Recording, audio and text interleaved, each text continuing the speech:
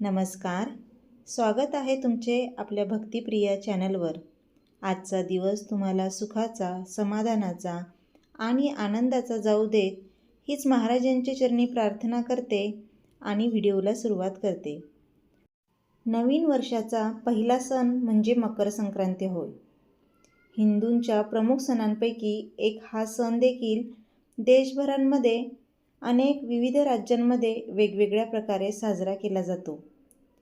तब्बल 5 वर्षांनंतर यंदा मकर संक्रांतीचा सण 14 जानेवारीला साजरा केला जाणार आहे. सूर्य जेव्हा राशी परिवर्तन करतो तेव्हा त्या बदलाला संक्रांती म्हणतात. जानेवारी महिन्यात सूर्य मकर राशीत प्रवेश करेल त्या दिवसाला मकर संक्रांती म्हणतात. यावर्षी मकर संक्रांत 14 जानेवारी रोजी साजरी केली जाणार आहे. हा सण दरवर्षी कधी 14 जानेवारीला तर कधी 15 जानेवारीला साजरा केला जातो. मकर संक्रांतीची तारीख बदलण्याचे कारण म्हणजे सूर्याची होणारी हालचाल. मकर संक्रांतीच्या दिवशी गंगेत स्नान करून दान केल्याने चांगले फळ मिळते. पण जर गंगेत स्नान करणे शक्य नसेल तर थोडेसे गंगाजल हे आपल्या अंघोळीच्या पाण्यात टाकले तरी चालते. गंगा स्नान आणि दान करण्याचा शुभ मुहूर्त हा सकाळी 9 वाजेपासून सुरू होणार आहे आणि तो संध्याकाळी 5:46 असणार आहे. या दिवशी देवी संक्रांतीला महत्त्व असते. देवी संक्रांती हे आई जगदंबेचे दुसरे रूप आहे. देवीने मकर संक्रांतीच्या दिवशी संक्राशूर नावाच्या राक्षसाचा वध केला होता. त्यामुळे देवीला संक्रांती देवी असे म्हटले जाते. ही संक्रांती देवी मकर संक्रांतीच्या दिवशी दरवर्षी वेगवेगळ्या वाहनावर बसून येत असते. तसेच या देवीच्या हातात वेगवेगळ्या प्रकारचे शस्त्र असतात. त्याचप्रमाणे ती वेगवेगळ्या रंगांचे वस्त्र देखील परिधान करून येत असते. थोडक्यात काय तर दरवर्षी संक्रांती देवीच्या पेहरावात, शास्त्रात आणि वाहनात बदल होत असतात. संक्रांतीच्या दिवशी देवी कोणत्या रंगाचे वस्त्र परिधान करून येते आणि कुठल्या वाहनावर येते याला खूप महत्त्व असते. हिंदू धर्मशास्त्रानुसार संक्रांती देवी ज्या रंगाचे वस्त्र परिधान करून येते तो रंग त्या सणाला पूर्णपणे वर्ज्य केला जातो. त्यानुसार यावर्षी संक्रांती देवी पिवळ्या रंगाचे वस्त्र परिधान करून येणार आहे. त्यामुळे पिवळा रंग संपूर्णपणे कसा टाळावा? सणासुदीला घातले जाणारे दागिने देखील पिवळ्या रंगाचे असतात.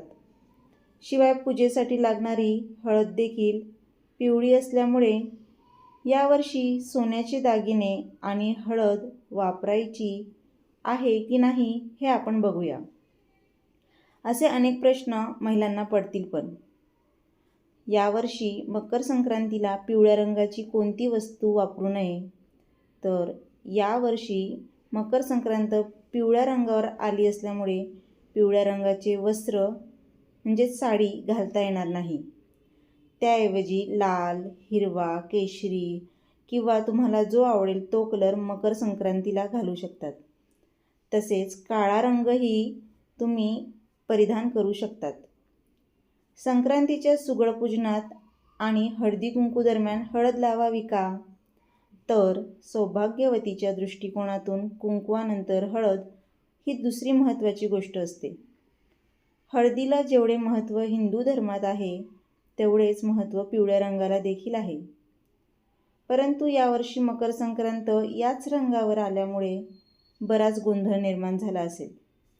पण संक्रांतीचा सण मुळात सौभाग्याचा असल्यामुळे या दिवशी हळदी कुंकवाला विशेष महत्त्व असते.